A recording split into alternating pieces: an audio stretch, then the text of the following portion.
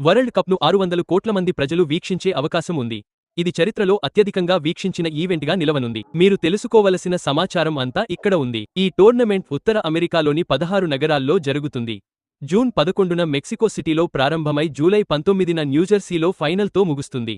ఇది ఇప్పటివరకు జరిగిన సుదీర్ఘ టోర్నీగా నిలుస్తుంది. 1930లో జరిగిన మొదటి ప్రపంచ కప్లో 13 జట్లు, గత ప్రపంచ కప్లో 32 జట్లు మాత్రమే ఉండగా, ఈసారి డిఫెండింగ్ ఛాంపియన్ అర్జెంటీనా మరో 47 దేశాలతో తలపడాల్సి ఉంది. మీకు దీని గురించి తెలియకపోతే, ఇది ఎప్పుడూ గ్రూప్ స్టేజ్తోనే ప్రారంభమవుతుంది. ప్రతి గ్రూపులో 4 జట్లు ఉంటాయి. ప్రతి జట్టు మిగిలిన జట్లతో ఒక్కోసారి తలపడుతుంది.